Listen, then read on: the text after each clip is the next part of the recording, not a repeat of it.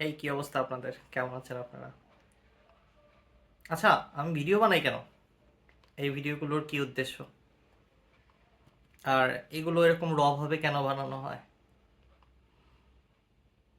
সেই প্রশ্নগুলোর উত্তর দিতে যাচ্ছি। So let's begin. প্রথমত, মেটাফিজিক্স অর স্পিরিচুয়াল সায়েন্সের জগতে আমি by particular existence of the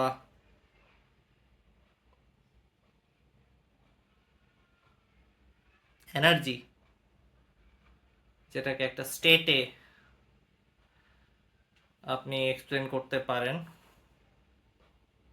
design of energy, যেটা আসলে একটা নাম হিসেবে আমার নাম বলা হয়। সো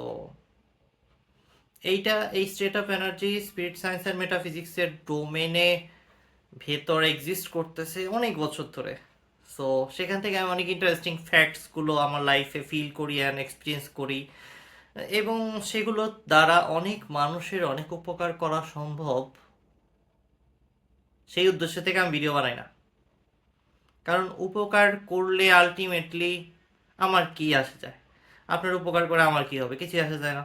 সো এই কারণে আমি আসলে ওই দায়িত্বটা নিতেও চাই না। আর এটা একটা বোকামি যে আপনি কারো উপকার করার জন্য কাজ করতেছেন, আপনার দায়িত্ব কর্তব্য বোধ এগুলো আসলে ফেক জিনিসপত্র।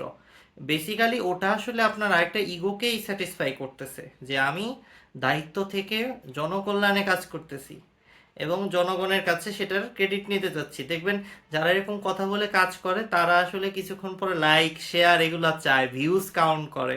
সো আলটিমেটলি ফাইনালি দেখা যায় সে আসলে সোশ্যাল রিকগনিশন এবং সোসাইটিতে নিজের ভ্যালুটা একটু বাড়াইতে পারলে সেই দিকে ফোকাস করে আসলে কাজ করতেছে।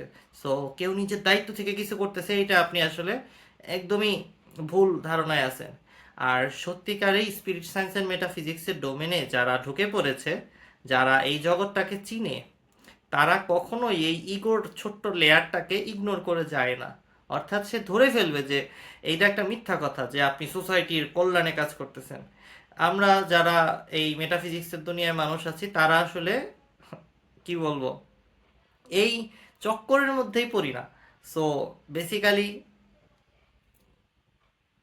এই কাজ করে যদি আমরা জনগণের ভালো করতে চাই, তাহলে জনগণের ভালো করার উদ্দেশ্যে আবার একটা মিশন নিতে হবে। মিশন নিয়ে আবার ওই মিশনের স্যাটিসফ্যাকশনের জন্য কন্টিনিউয়াস কাজ করে যেতে হবে, মাইলস্টোন অ্যাচিভ করতে হবে। দেন আমার মনে হবে যে ও ওয়াও, তারপর আমি স্যাটিসফাই হব যে আমার 1 লাখ কি বলে মেটাফিজিক্সের ডোমেনের মানুষজন